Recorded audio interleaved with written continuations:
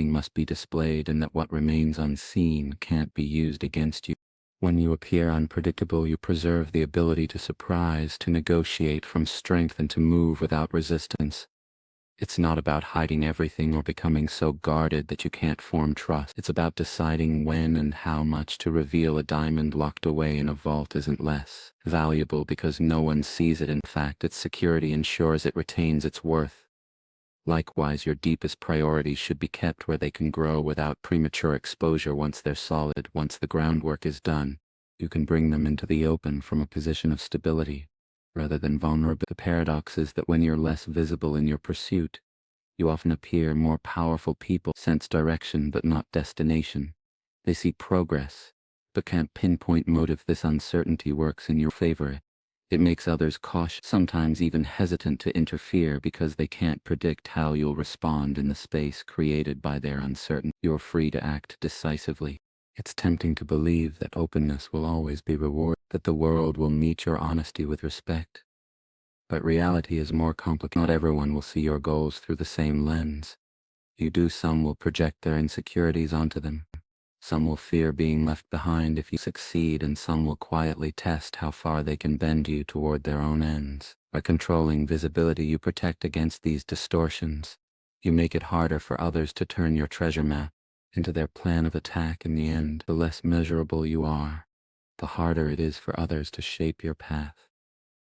The Stoics understood this well. They taught that while you cannot control the world, you can control how much of yourself you offer to it. Marcus Aurelius wrote, "You have power over your mind, not outside events. Realize this, and you will find strength. Guarding the visibility of your deepest motives is one of the ways you keep that power. You choose what to share, when to share it, and with whom you decide whether your treasure map stays in your pocket or becomes a public document. And in that choice lies the freedom to walk your path without anyone else holding the compass."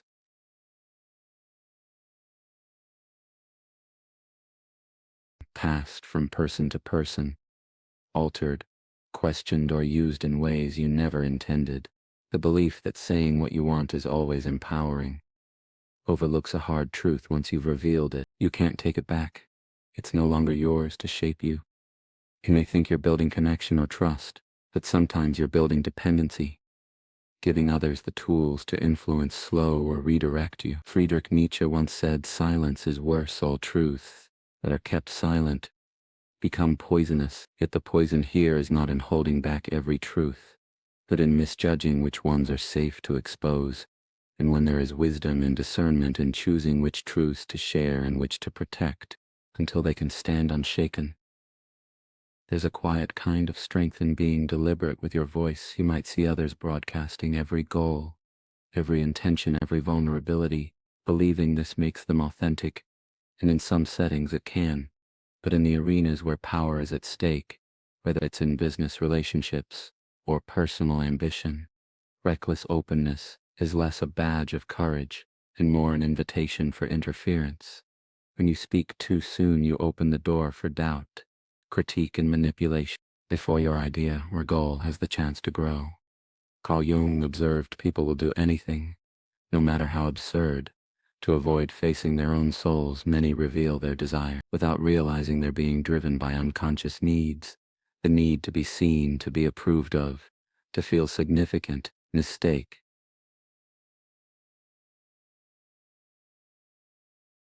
But it also binds you to a path that others now feel entitled to comment on or direct. The more voices in your ear, the harder it becomes to distinguish your own. And once you've tied your motivation to external validation, you risk losing momentum. When that validation fades, openness can become a chain rather than a key. The paradox is that the people we most admire for their strength often reveal the least. While they're in the middle of building something important, they don't need to broadcast their every move to feel confident in it.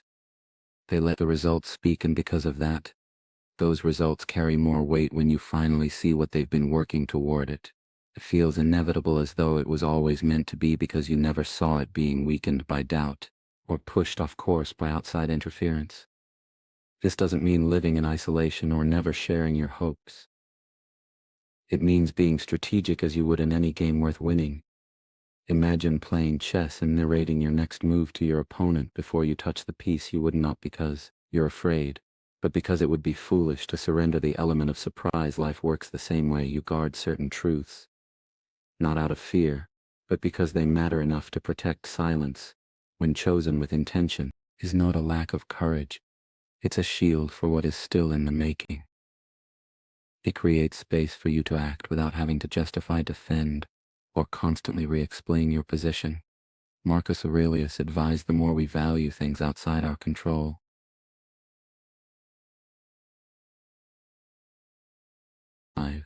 the truth is the world doesn't stop to honor every declaration of intent. It tests it, it pokes at it, questions it, sometimes mocks it. If your goal is still fragile, it may not survive that pressure. But if you wait, if you nurture it in private, strengthen its foundation, prepare it for the challenges ahead, then when it does meet the world, it will stand. And when it stands, it won't matter who questions it, because it won't be dependent on their approval to exist. So courage is not just in the speaking, it's in the waiting, the protecting, the choosing. It's in knowing that not all truths are ready to be carried outside. Some need to be guarded, like seeds planted deep and given time to take root before they break the surface. And when they do, they will be far harder to uproot. Not because you hid them out of fear, but because you had the courage to give them the protection they deserved. Hunger is something people sense before they see. It's not always about the words you say. It's in your tone, in your eyes, the way you react when certain topics come up. People pick up on it instinctively, like an animal catching the scent of food on the wind. And once they recognize that hunger, the dynamic shifts. If they know you're desperate for failure, they'll ration it, giving you just enough to keep you coming back. If they know you're desperate for success, they'll dangle it in front of you, keeping you moving toward their conditions. Even friends can unconsciously do this, not out of cruelty, but because it's human nature to respond to visible need. Where there's hunger, there's an opening, and openings are hard to ignore. The moment your hunger becomes obvious, it becomes leverage, approval, opportunity, recognition. These things can be withheld, delayed, or granted on someone else's terms. They may not even be aware they're doing it. It's simply the way people operate when they know what matters most to you.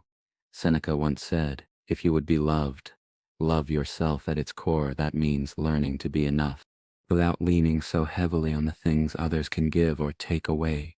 Because the more they believe you can't live without their approval or opportunity, the more power they hold in the relationship. Think about the way negotiations work. If one side knows the other is unwilling to walk away, the terms change. The hungrier side accepts less because they fear losing everything. This happens in business deals, in relationships, in friendships, in careers. When hunger is too visible, you lose the ability to set boundaries because everyone knows exactly how far you're willing to go to get what you want. And in that imbalance, control slips away quietly. This doesn't mean you have to kill your hunger. Desire is the fuel that pushes you to grow, to improve, to create. But desire without discipline leaks through your behavior, and when it leaks, it can be used against you. The most powerful individuals know how to contain that energy. They may want something as deeply as anyone else, but they've learned to keep it behind a calm exterior. It's not about pretending you don't care. It's about not letting your need dictate your actions in ways that give others control. You've probably seen this in social situations. The person who desperately wants to be accepted will overextend themselves, agree to things they don't enjoy, laugh too hard at jokes that aren't funny, all in the hope of securing a place in the group. The group senses the imbalance, even if unconsciously, and begins to expect that person to bend. The hunger for acceptance reshapes the dynamic, and the one who wants it most becomes the one with the least influence. Even in friendships, hunger can shift the balance. A friend who knows you'll always say yes, who knows you crave their approval, may start to take without meaning to. They may test limits simply because they sense you won't push back. This isn't always malicious. It's often an unconscious adaptation to the way relationships work. but the effect is the same. Your willingness becomes and expectation becomes a form of quiet control. The paradox is that when you appear less hungry, you often attract more of what you want.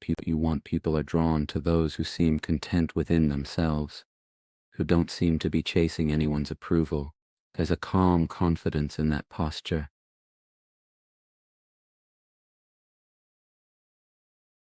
It's about timing and expression. There are moments to show your enthusiasm, to state your goals clearly, to reach out with genuine interest. But those moments are most effective when they come from a place of choice, rather than need. If you can wait until you're standing on solid ground before revealing your deeper ambitions, you make it harder for anyone to use them against you. The truth is, people will always react to hunger. Some will respond generously, offering help and encouragement. Others will ration their support to keep you coming back, and some will use it to build a structure where you're always the one chasing. The less you allow that hunger to dominate your presence, the more control you keep over which of those reactions you receive. In the end, it's not about denying what you want, it's about refusing to let it control the way you move through the world. Hunger should be your engine, not your leash. When you master the ability to keep your strongest desires from showing as weakness, you change the game entirely. You stop being someone whose path can be quietly adjusted by the hands of others, and you start being someone whose direction is decided from within. And in that quiet shift from visible hunger to contained strength, you reclaim the power that so many give away without even knowing it. The clearer your intentions, the easier you are to anticipate, and once you're anticipated, you can be countered. Life is not so different from a strategic game. If your opponent knows your next move, they've already started plotting against it. Before you've even acted, predictability is the grave of control. It's where momentum goes to die quietly without you realizing it. People may nod, smile, even encourage you, all while making adjustments to ensure you never move faster than they're comfortable with. That's why the person who seems to chase nothing while quietly building everything becomes so dangerous. No one knows where to block, because no one is certain where they're going. This is the paradox of subtlety. The less people can read you, the less they can stop you. A predictable path gives others time to prepare, to place obstacles in your way, to limit your options without your noticing. But an unclear path forces them to wait, to guess, to hesitate. That hesitation is where your power lives. Carl Jung once wrote, "In all chaos there is a cosmos, in all disorder a secret order." The person who appears to move without an obvious target is often the one following the deepest order, an order only they can see hidden beneath stillness and misdirection. Predictability is not just about revealing your end goal, it's about revealing your patterns. Maybe it's how you always react to certain challenges. Maybe it's how you announce every step you take, thinking it will inspire trust or support over time. Those patterns make you easy to track, and once someone can track you, they can start directing the terrain under your feet. It doesn't take overt sabotage to slow you down. A well-placed delay, a subtle doubt, a small distraction is often enough. To think about competition in sports, in business, and politics. No one shows their playbook to the other side before the game starts. Not because they're afraid, but because surprise is one of the few advantages that can't be countered once it's lost. If people can't see your exact route, they can't lay traps along it. And if they can't lay traps, they have no choice but to react once you've already arrived where you intended to go. Philosophers have long understood this principle. Arthur Schopenhauer wrote, "The wise have always said the same things, and fools have always done the same things." Predictable people repeat themselves, and in repeating themselves, they make themselves easier to control. When your movements can be mapped from your past behavior, others stop treating you as a factor they must account for and start treating you as a variable they can manage.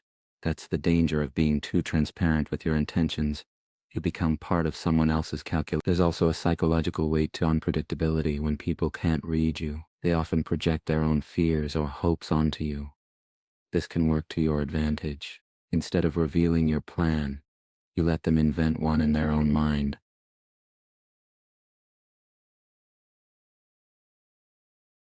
even alienating.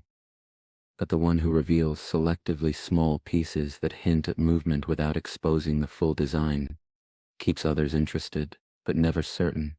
It's the balance between mystery and connection, where people feel close enough to you to stay engaged, but not so close that they can predict your next step.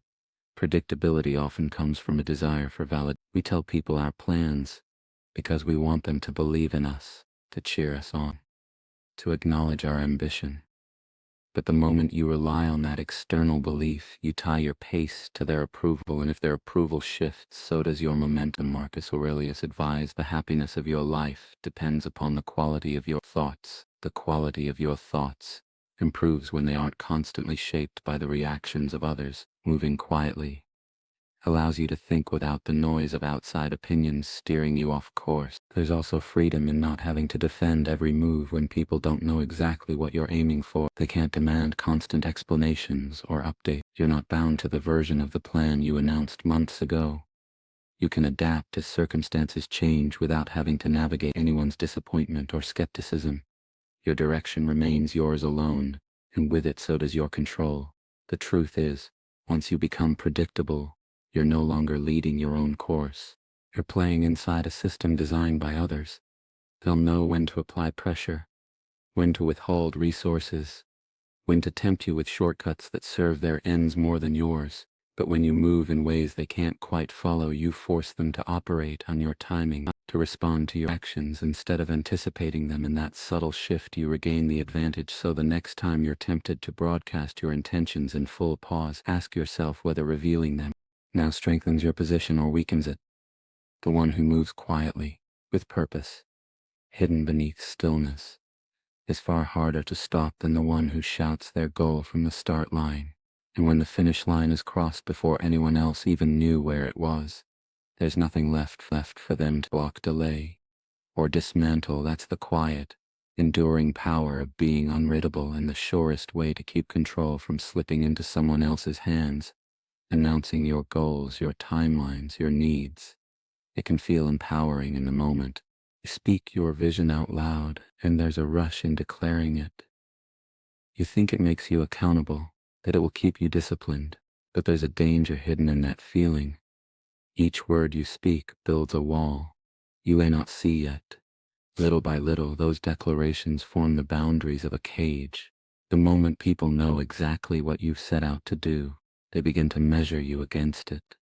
And once they have that script, they will consciously or unconsciously make sure you keep performing it, even if you've outgrown it or want to take a different path. It doesn't happen with malice most of the time. Friends, colleagues, even family might believe they're encouraging you. They remind you of what you said. They ask for updates. They hold you to timelines you gave when you were in a different mindset. But what if those timelines no longer serve you? What if the goal itself has evolved? The cage of your own words leaves little room for quiet adaptation. Friedrich Nietzsche once said, "No one can build you the bridge on which you, and only you must cross the river of life." Yet, when you've handed over your plans, you've invited others to start building that bridge for you in their style, at their pace, for their idea of where you should end up. There's also the problem of perception. Once you've made your intentions public, you're no longer free to fail quietly. Every misstep becomes visible, and every change of direction risks being seen as weakness or inconsistency. The truth is, most people are more comfortable holding you to your past words than watching you change in real time. When you announce a dream, you've given it a shape in their minds, and if you try to reshape it later, they may resist, not because it's wrong, but because it disrupts the story they've built around you. Carl Jung wrote, "The most terrifying thing is to accept oneself completely." That acceptance includes the freedom to evolve without permission.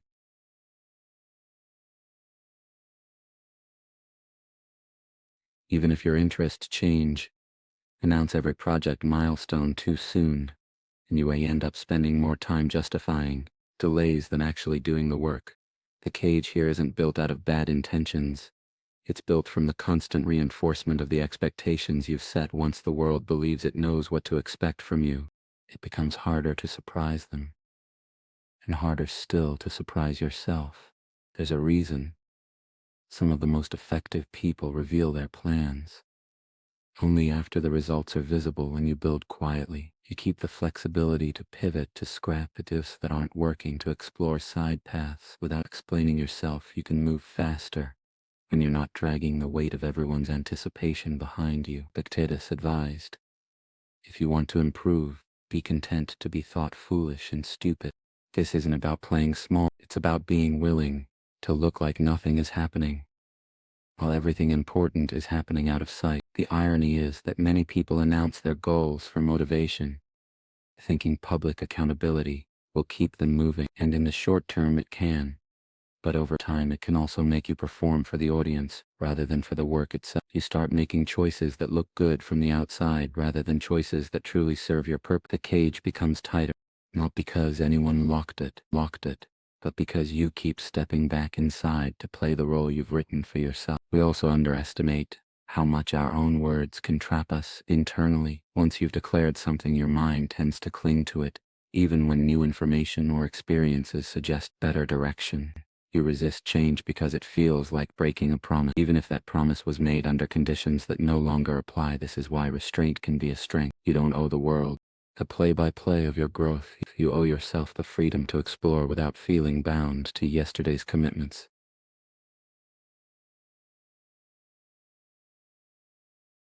Leading somewhere, you're ready to go in the end.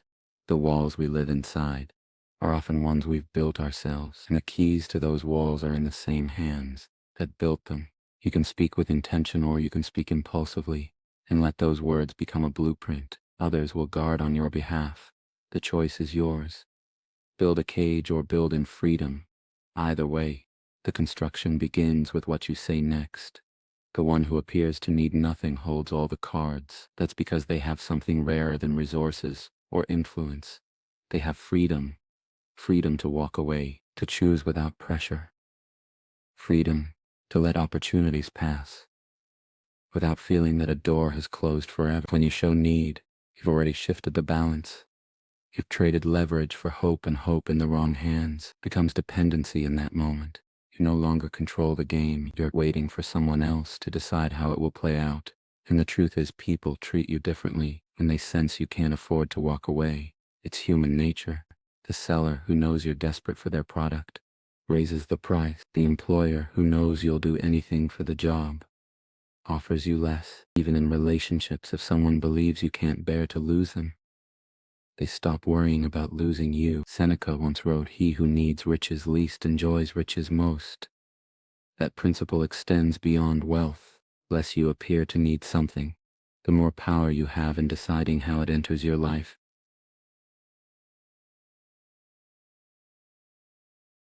The way you respond to silence, it can make you agree too quickly, lower your standards, or rush decisions that should be given time, and the person on the other side, whether consciously or not, picks up on it. The irony is that most people show need because they believe it will inspire generosity. They think their honesty about how badly they want something will make others more inclined to help them. Sometimes it does, but more often it inspires calculation. It makes people think, if they want it this much, what else would they give up to get it? And just like that, the negotiation stops being about what's fair and starts being about how much you're willing to sacrifice. To be clear, wanting something isn't the problem. Want is natural. It drives ambition, effort, and creativity. But want, that's visible, as need, puts you in a weaker position. The difference lies in how you carry it. You can have a strong desire for something while projecting the ability to live without it. That posture changes everything. It tells the world, I choose this, but I am not owned by it. And when you send that signal, you're far harder to manipulate. This is why the ability to walk away is so powerful. It's not about arrogance or playing hard to get. It's about maintaining the freedom to say no, even to something you really want, if the terms compromise your dignity, your principles, or your long-term well-being. The moment you believe you can't walk away, you've given up the strongest position. You can have need makes you predictable, and predictability makes you negotiable. Once people know exactly what will sway you, they can shape the conversation around it. They can stall until urgency forces you to accept, lest they can sweeten the deal. just enough to keep you hooked without ever giving you what you truly deserve. But if they can't read your breaking point, if they don't know whether you'll wait, pivot, or move on, they're forced to treat you with more respect. Uncertainty keeps you valuable. Building that posture starts from within. It's not about pretending you don't care. It's about actually creating a life where you're not dependent on one outcome. Diversify your opportunities, strengthen your skills. Build your self-worth on something deeper than someone else's approval or a single door opening. The less you lean on one thing to validate you, the less leverage anyone has over you. In personal relationships, this dynamic is just as real. When someone knows you'll tolerate anything to keep them, they'll test how far that tolerance goes, sometimes without even realizing it. But when you carry yourself in a way that says, I want you, but I don't need you, the entire interaction changes. Respect grows because they know you are there, by choice, not by dependence. That choice makes your presence more meaningful. The same holds true in business. The entrepreneur who can turn down bad investors waits for the right ones. The professional who can say no to underpaid work gets better offers. The negotiator who can step back from a deal that feels wrong is the one who eventually finds a better one. This isn't luck. It's the result of refusing to let need dictate decisions. In the end, the posture of needing nothing is less about denying desire and more about mastering it. It's about letting your wants fuel you without letting them chain you. The moment you realize you could walk away and still be whole is the moment you stop being negotiable in the wrong ways. And from there, every agreement you make in love, in work, in life, comes from strength, not from the fear of losing what you think you can't live without. Silence forces others to imagine what you might be doing. It leaves empty spaces their minds feel compelled to fill, and often they fill those spaces with assumptions that work in your favor. They start to project their own fears, doubts, or even admiration onto you. Some will imagine you're building something far greater than you actually are. Others will worry you're planning moves. They can't see in that uncertainty you gain freedom. Freedom to act without resistance. Freedom to change direction without having to explain yourself. The less they know, the less they can interfere.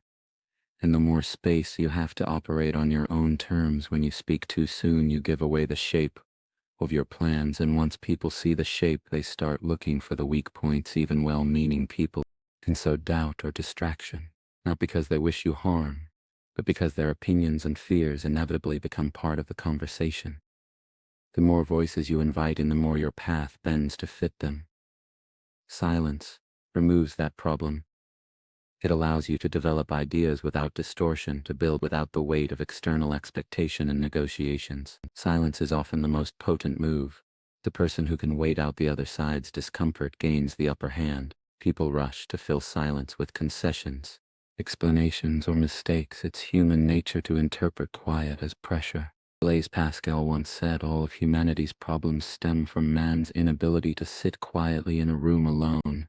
This inability extends to interaction. Silence forces reflection, and reflection can be uncomfortable. That discomfort often leads to overcompensation, which you can use to your advantage. But silence is not about isolation or cutting yourself off from the world. It's about knowing when speaking serves you and when it serves others at your expense. There's a difference between being secretive and being strategic. Strategic silence has intent behind it. It is deliberate, purposeful, and often temporary. You may be silent now so that you can speak later from a position of undeniable strength. The key is timing, revealing only when it strengthens your position rather than weakens it. In personal relationships, silence can reset dynamics that have tipped too far in one direction. When someone is used to constant updates, attention, or reassurance from you, pulling back disrupts the pattern. They begin to notice the absence and wonder about its meaning. This wondering can shift the balance of respect, making them reconsider how they engage with you. It's not about playing game, it's about no longer feeding a dynamic that drains you. Silence also gives you the rare advantage of surprise. In a world where everyone is broadcasting their every thought and move, the person who keeps something to themselves becomes unpredictable. Predictability is easy to counter, and predictability keeps people cautious. They can't prepare for what they can't see coming. And because they don't know, they hesitate, and in hesitation they leave gaps you can move through without resistance. There's discipline in choosing silence. It requires you to resist the urge to defend yourself.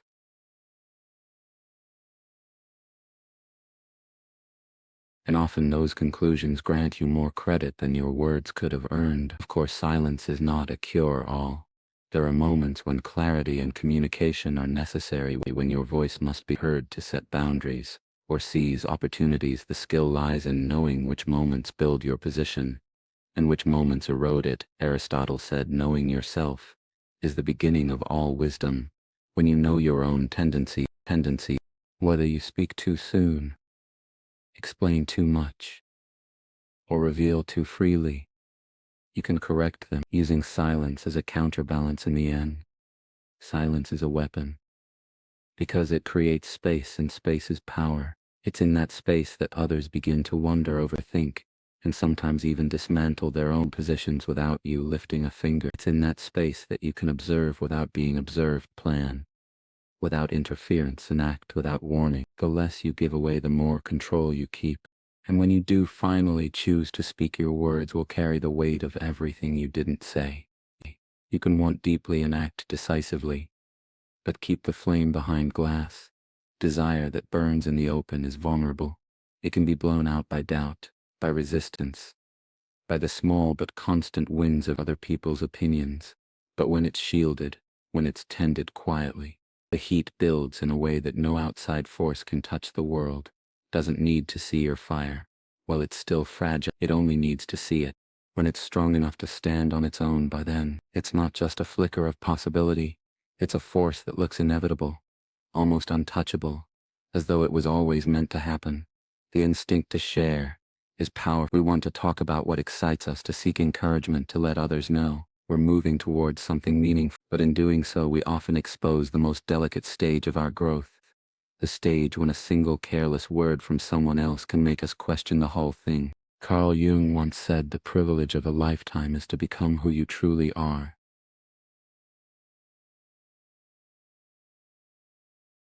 When no one is watching, you're free to experiment without judgment, to make mistakes without them being tallied against you, to adapt without having to explain every change. The flame grows stronger in the quiet because it's fed by focus, not distraction. You don't waste energy defending your ideas before they're ready. You don't burn fuel keeping the fire alive for show. Every bit of heat goes into building something real. When you keep your desires private, you also protect them from being distorted. Even well-meaning people can bend your vision in ways you didn't intend. They offer advice, they make comparisons, they project their own fears, and suddenly the fire you started no longer looks like the one you imagined. Shielding it means you choose what influences it. You decide which ideas feed it and which ones starve it. In this way, you remain the sole keeper of its direction. Seneca wrote, "His is a tale, so is life, not how long it is, but how good it is." The same could be said for ambition. It's not about how loudly you speak it, but how well you build it. There's also an element of power in the reveal. When the world only sees the finished form, it creates a sense of inevitability, as though the result was never in doubt. People rarely see the long nights, the uncertainty, the false starts. All they see is the outcome. And because of that, they perceive it as effortless, even fated. This perception adds weight to your presence. It turns your accomplishments into something others admire, even envy, because they can't trace the steps back to their beginning. Working behind glass doesn't mean working in ice. It means working with intention about what you share, and when you can still seek insight, still learn from others. But you do it with the awareness that not every opinion is worth inviting in. You recognize that some conversations strengthen your focus, while others scatter it, and you choose the ones that keep the fire concentrated rather than diluted. Aristotle said, "Well begun is half done." The quiet work behind the scenes gives you room to start well, to build the right foundation without the pressure of appearance.